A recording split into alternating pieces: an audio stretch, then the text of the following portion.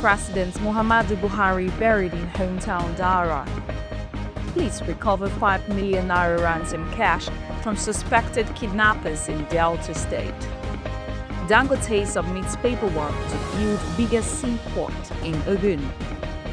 Man City signed kit deal worth reported €1 billion. Hello and welcome to a live news coming to you from Abuja, the nation's capital. I am Blessing Owo. Now the news in details. As the clouds over Dara goes heavily high with grief, sadness and mixed feelings, the sombre cloud later shed tears, soaking the soil of the rustic town in Katsina State as friends and family members lured the remains of former President Muhammadu Buhari to rest in the agrarian community. Full military honors and other accompaniments such as gun salutes and Tumfel processions befitting a former commander-in-chief of the armed forces were accorded to Buhari. Islamic rites also preceded the interment of the former Nigerian leader in Dara.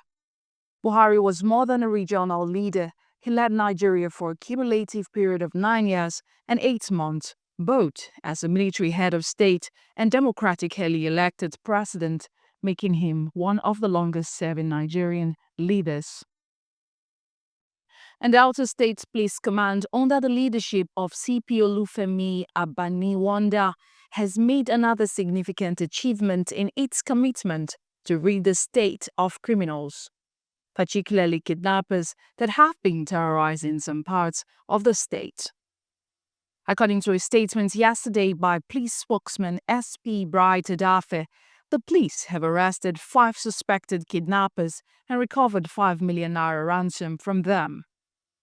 Adafe said the Special Anti-Kidnapping and Cybercrime Squad, led by CSP Godwin Osa Dolo, tracked down suspected kidnappers operating in the state, stating that the suspects were found at their hideouts in Ogwashi Ukwu, Oshimili North local government. Looking at Honorable Ete's report on Buhari's hail ex-presidency legacy of discipline, Honorable Ete, who represents Eket's owner, a seat Eket Ibeno Federal Constituency in the House of Representatives, has expressed profound sorrow over the death of Nigeria's immediate past president, Muhammadu Buhari, GCFR. In a statement released through his media office, Rep. Ete, who also serves as the deputy chairman of the House Committee on University Education, described the late president as a statesman whose legacy was rooted in discipline, integrity, and a deep commitment to national service. He noted that Buhari's leadership, both as former military head and a two-term president, significantly shaped Nigeria's political and economic direction. According to him, President Buhari's passing is a great loss to our country. He was a leader who, despite divergent views on his policies, remained steadfast in his vision for a stronger, more secure and self-reliant Nigeria. President of the Dangote Group, Aliko Dangote, has submitted paperwork to build the biggest, deepest seaport in Nigeria in Ogun State. In an interview, Dangote said he has applied to begin work at the proposed Atlantic Seaport in Olokola, Ogun State. In March, Dangote hinted that he was back to constructing facilities in the due Governor Dap Abiodun's friendliness to investors. And according to the entrepreneur, the initiative will ease the export of goods, including liquefied natural gas (LPG), and support the rapid growth of his industrial empire. Compassionately, he revoked not doing everything himself, but wanting to encourage other investors. I think doing this will encourage other entrepreneurs to come into it, he said. And from the Mayor of London, the Sadiq Khan, presently in Lagos as part of a trade mission to Africa, has named the bubbly city the continent's cultural capital.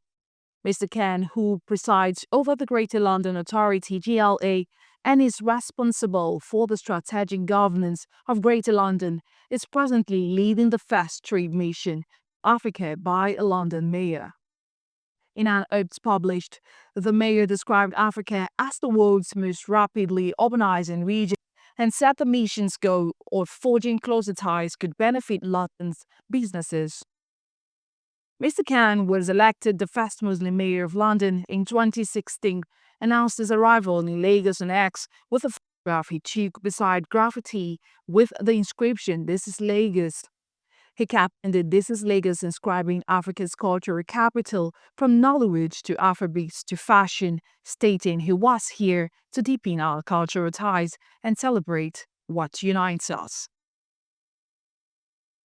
And from US, the presidency has revealed two reasons why the United States reduced visa validity for Nigerians.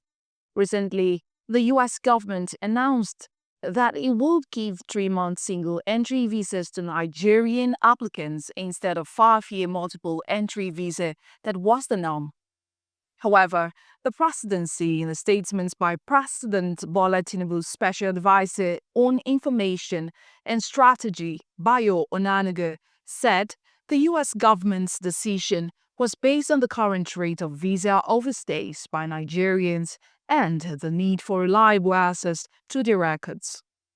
The presidential spokesman noted that despite the U.S. stance, the Nigerian government has said it will continue to issue 5-year multiple entry visas for American applicants.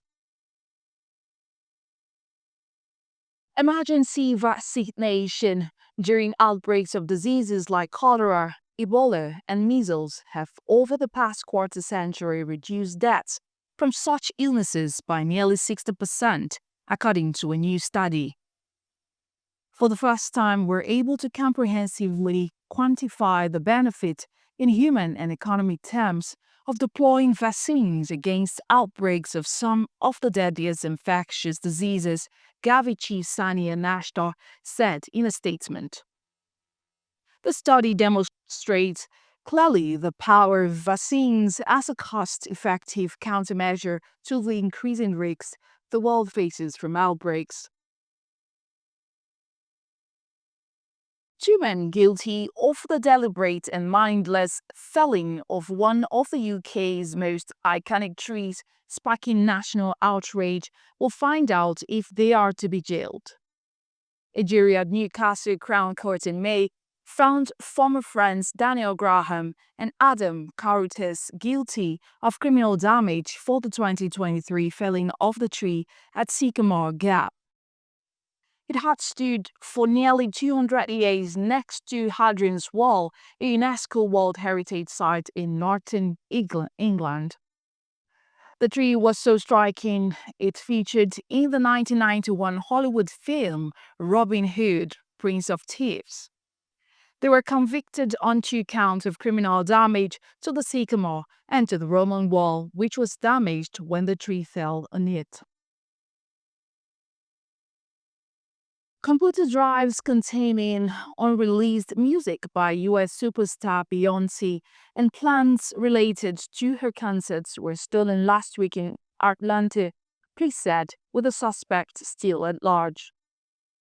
The items were stolen from a rental car used by Beyoncé's choreographer and a dancer on July 8, 2 days before the pop icon kicked off the Atlanta leg of her Cowboy Carter tour, a police incident report said. And on sports, Manchester City has signed a blockbuster new kit deal with Puma worth a reported €1 billion, $1.34 billion over the next 10 years. City's extension of their contract with Puma ranks as the largest kit manufacturing partnership in Premier League history, and having agreed a €65 million per year deal with a German company in 2019, City's new agreement is believed to be worth €100 million per year until 2035, according to British media reports. And on the foreign scene, U.S. House Speaker Mike Johnson has waded into the Epstein's files saga that is roiling Donald Trump's conservative base by calling on the Justice Department to release the Epstein files. Johnson, key ally of the U.S. president, was asked about the controversy during an interview for a right-wing podcast. It's a very delicate subject, but we should put everything out there and let the people decide it, Johnson told Benny Johnson, agreeing to the sentiment they needed to put out there. Referring to a comment Attorney General Pam Bondi made, Epstein's client list was sitting on my desk right for a review. Johnson has asked she needed to come explain to everybody. DOJs must focus on the major priorities to get this resolved. The speaker added, the comments, however, put Johnson at odds with Trump, who defended Bundy's handling of the case. We've come to the end of the news. For more news, follow us on all social media platforms, Alive Television. This is Alive News. Thank you for listening. My name is Blessing Obo.